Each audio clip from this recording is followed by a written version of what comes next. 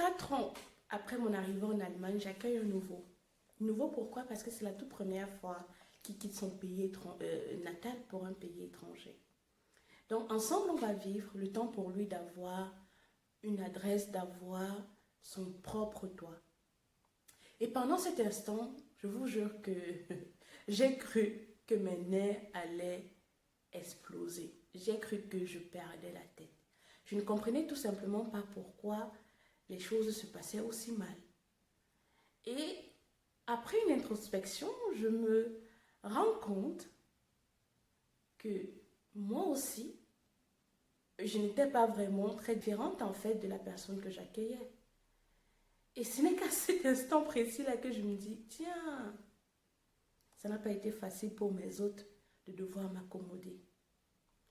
Alors dans cette vidéo, je te dis comment réussir ton séjour dans ta famille d'accueil, le rendre un peu plus agréable et t'éviter une éjection, mais alors très précipitée de la maison.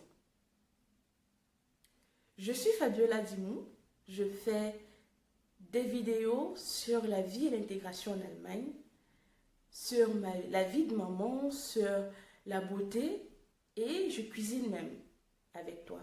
Alors si ce sont des thèmes qui t'intéressent, abonne-toi et surtout active la cloche de notification pour ne rien rater de ce qui paraît ici sur la chaîne. Alors, dans l'introduction, tu l'as vu, n'est-ce pas? On va ensemble décider de ce qu'il faut faire et de ce qu'il ne faut pas faire pour pouvoir avoir un des séjours les plus agréables en famille d'accueil. Comme toujours, hein, j'ai mon bord. Un homme n'est rien sans son bord. Donc si par moment je jette un tout petit peu, il faut savoir que je suis en train de lire les notes que j'ai préparées pour cette vidéo. Ce qu'il faudrait que tu gardes en tête, le tout premier commandement, c'est que tu n'es pas chez toi. Tu n'es pas chez toi.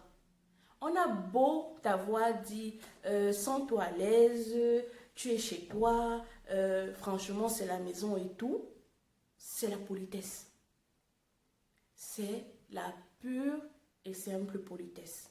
Donc il est inadmissible que tu arrives dans cette maison-là et tu commences à te comporter comme si elle t'appartenait.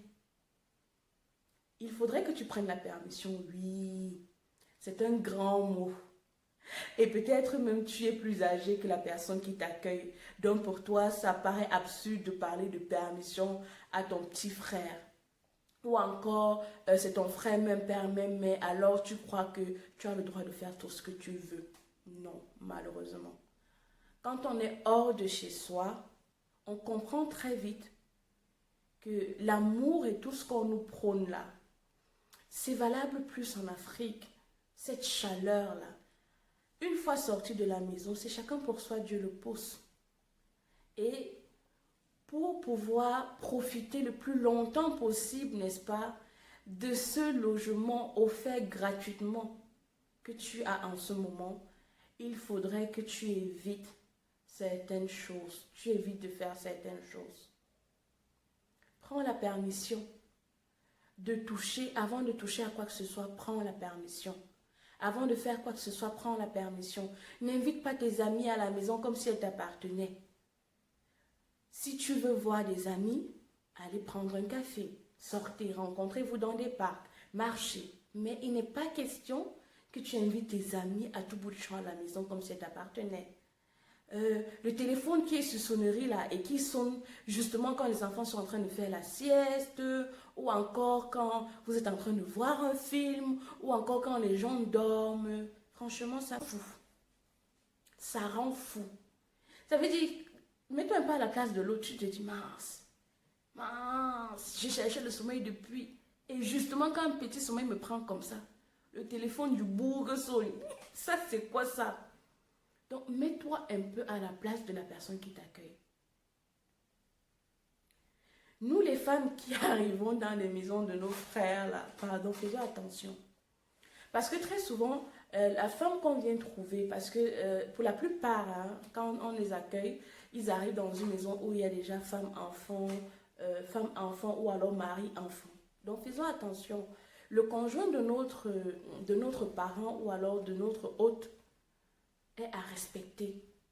Et je dirais même à craindre parce que sur le coup, c'est la personne là qui décide en fait de si ton séjour dans cette maison sera long ou court. Donc, tisse des relations avec cette personne, veille à franchement t'approcher d'elle, à faire d'elle ton amie, mais sans toutefois en faire trop. Implique-toi dans les affaires qui concernent la maison. Ne fais pas comme moi. Ne reste pas dans ton coin et tu attends que les gens viennent te parler. Ici, tu n'es pas chez papa et maman. Tu es censé te débrouiller par toi-même et être à ton compte seul. Donc, il va falloir que que tu ailles vers les gens, que tu poses des questions. Que quand quelque chose ne va pas, tu viennes dire. Il ne faut pas qu'on vienne chercher dans ton ventre ce qui ne va pas. Tu n'es pas un bébé. Et même si tu étais un bébé, une fois que tu as pris le tchoukou-tchoukou, l'avion, on n'est plus bébé. On a grandi. Rappelez-vous, je vous disais dans la première vidéo que lorsque tu voyages, ce n'est pas avec un parent. Donc, tu es censé déjà être responsable de toi et de tes actions. Donc, faisons attention à ce niveau-là. Va vers les gens, pose-leur les questions, implique-toi dans les affaires de la maison. Demande à ce qu'on t'assigne une tâche ménagère, hein. Pas que tu restes là, le jour où tu as envie de laver les assiettes, tu laves, le jour où tu n'en as pas envie, tu laisses, non. Si tu fais ça, on va très vite t'éjecter de la maison là. Donc, prends toujours le temps de t'impliquer, tu demandes ce que tu peux faire pour aider, ce que tu peux faire dans la maison. Quand on t'assigne une tâche, que voilà, franchement, il faudrait que je suis un peu perdue à l'idée de me lever chaque matin et de réfléchir à ce que je vais faire. Il serait peut-être mieux que tu m'assignes, que tu me donnes une tâche ménagère qui m'est propre. Comme ça, tu sais que même si tu as tes njokas, même si tu as tes sorties, ça au moins j'ai fait. Et j'ai déjà rempli ma part de petits contrats dans les tâches ménagères. Propose ton aide avec les enfants. Propose d'aller les chercher à l'école quand tu as un peu de temps. Propose de rester avec eux une soirée, le temps pour les parents d'aller faire une balade, d'aller au restaurant. Franchement, demande même, si tu as les moyens de ta politique, demande même à contribuer à la maison. Parce que voilà aussi un truc qui tue. C'est qu'on arrive là avec les mentalités du pays où on était chez nos parents, on savait que non, le parent s'occupe de tout, on vit à crédit, on mange à crédit et on se plaint même de la nourriture qu'on nous donne. Ici, c'est tout à fait le contraire. Ici, on doit payer soi-même son loyer, on doit payer soi-même pour tout. Donc, quand tu arrives dans une maison et tu es logé gratuitement, la moindre des choses serait de vraiment essayer de participer dans les tâches ménagères si tu n'as pas d'argent. Si tu as l'argent, prends sur toi de payer, de peut-être acheter la nourriture. Ou alors, si la nourriture est beaucoup trop chère pour toi, tu te dis, ok, moi à mon niveau, ce que je ferais peut-être, c'est d'acheter de l'eau. L'eau que nous consommons, moi je vais l'acheter, les goûters des enfants, donc les petits casse-croûtes, biscuits, yaourts, c'est moi qui vais acheter ça pour ne pas me sentir vraiment comme un boulet. Donc, fais ça et crois-moi, même si tu sors après de cette maison-là et qu'on a mille et une choses à te reprocher, toi, tu vas marcher la tête haute parce que tu sauras que tu as donné, vraiment, tu as fait de ton mieux. Tu as fait de... La prochaine chose que je voudrais te faire comprendre, c'est que les gens avec qui tu vis ne sont pas bêtes. Donc, si tu as commis une bêtise, si tu as cassé quelque chose et qu'après, on vient te demander ce qui s'est passé et tu commences à raconter une histoire dormie debout, c'est plus énervant même que d'avouer même que, oh, franchement, j'ai été maladroite et ça s'est cassé. Ça arrive à tout le monde d'être maladroit. Ça peut arriver même au plus adroit, à la plus adroite des personnes en fait. Mais, pardon, ne prenez pas les gens comme des bêtes. À raconter des histoires, mais franchement, tu te demandes, mais celui-ci me prend même pour qui à la fin? On lui a dit que mon cerveau, là, c'est pour orner ma tête ou quoi? Donc, vraiment, faites ça. Et vous viendrez me dire ici comment est-ce que ce séjour-là s'est passé. Contrairement au Cameroun ou alors à d'autres pays, ici, on ne rit pas avec la lumière et tout. éteins après toi. Éteins après toi lorsque tu es en train d'utiliser l'eau. Arrête le robinet, ne laisse pas couler l'eau. Ce sont les choses qui énervent. Ce sont les choses qui énervent spécialement lorsque tu ne payes, tu ne contribues en rien. Que ce soit pour les factures, que ce soit pour la nourriture, ça énerve, mais alors beaucoup même. Et ne sois pas gourmand, ne sois pas égoïste. Je sais que sur le coup, quand on vient d'arriver, vu la différence, n'est-ce pas, vu la différence qui existe entre nos mets traditionnels ou les mets du Cameroun et ici, on a tendance à beaucoup manger. Les gens, moi j'ai constaté que les gens qui viennent d'arriver ont un gros appétit. Spécialement parce que les gars ne connaissent pas encore le stress, n'est-ce pas?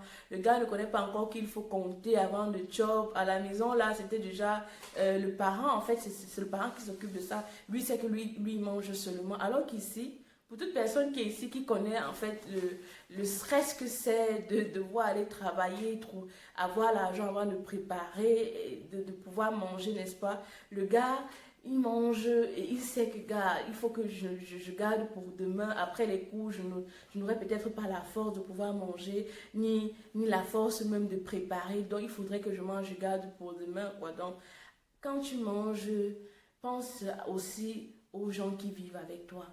Pose la question, est-ce que tu es là à manger? Est-ce que vous avez, avant de te servir, même demande, est-ce que vous avez tous mangé? Est-ce que j'ai la permission de prendre 2 viandes? Est-ce que ce sont des questions sur le coup, tu te dis, ah ouais, ça c'est quoi ça? Mais, crois-moi, c'est le seul moyen de ne pas passer, de ne pas en fait avoir un de ces jours les plus désagréables quand tu viens d'arriver. Surtout que, comme on le dit vulgairement ici, ton Allemagne, c'est la personne qui t'accueille qui le fait. Donc, si à cause de ton comportement, l'accueil après est bâclé, crois-moi, c'est toi qui en souffriras.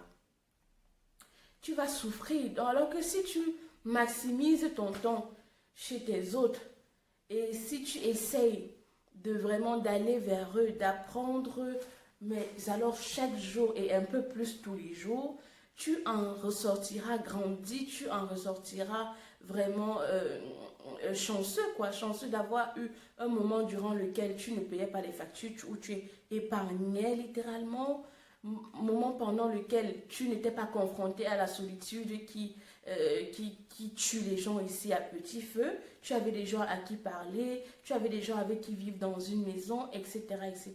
Donc, oui, ça peut être ton petit frère, même père, même mère. Oui, ça peut même être ton frère jumeau. Mais parce que cette maison-là porte son nom et non le tien, tu devrais garder cela en tête et essayer de ne pas le mettre hors de lui. La prochaine chose que je t'invite à faire, c'est abaisser. Rabaisse-toi. Il n'y a pas de place pour des orgueilleux. Lorsqu'on sort de chez soi, lorsqu'on est en terre étrangère, les orgueilleux, mais franchement, ils sont à plaindre. Sois humble, sois serviable, sois poli et surtout sois effacé. Parce que si tu es aussi là à tout bout de champ, on veut mettre le pied à gauche, tu es là. On veut mettre le pied à droite, tu es là. À un moment donné, tu s'en seras de trop en fait. C'est déjà, les gens de la maison vont se dire, mais on n'a plus d'intimité. On n'a plus d'intimité, donc veille à vraiment passer le plus de temps dehors. Oui, en hiver, ça sera chaud, mais si tu es à la maison, reste dans ton coin et essaye de donner vraiment, d'accorder un peu d'espace aux gens qui t'accueillent. Surtout si c'est un couple. Un couple qui a des enfants, parce qu'une fois que les enfants sont là, la notion d'intimité devient encore même plus ambiguë. Pour ne pas parler de si jamais le couple a des enfants et qu'une autre personne étrangère vit avec eux. Donc, veille toujours à rester dans ton coin, de telle enseigne que le soir, quand les enfants vont dormir, toi aussi tu prends ton petit coin, histoire pour eux d'avoir même un petit espace pour pouvoir avoir une petite intimité. C'est toujours bien. C'est toujours bien. Quand tu as la possibilité de sortir, sors. Le week-end comme ça, trouve-toi des activités, sors pour qu'ils puissent rester en famille, pour qu'ils puissent profiter du temps et pour qu'on n'ait pas l'impression que tu es en train d'envahir leur espace, tu es en train de les étouffer. Donc, en espérant que cette vidéo t'aura aidé, n'est-ce pas, à comprendre que voilà, oui, et non pas ce que tu entends ou alors ce qu'on veut bien te faire croire. On peut avoir fait les promesses à tes parents que sur le terrain, ça sera autre chose. Donc, veille vraiment à marcher selon certains préceptes. N'oublie pas, il n'y a qu'un seul capitaine dans un bateau. Et pour l'instant, le capitaine du bateau dans lequel tu navires est ton hôte. Tu dois marcher selon les commandements de sa maison. Tu dois veiller à ne pas être trop envahissant. Et peut-être comme ça, tu auras un peu un long séjour, un séjour agréable et tu pourras par conséquent mieux te préparer pour pouvoir affronter ta vie future de solitaire, de solidaire en Allemagne.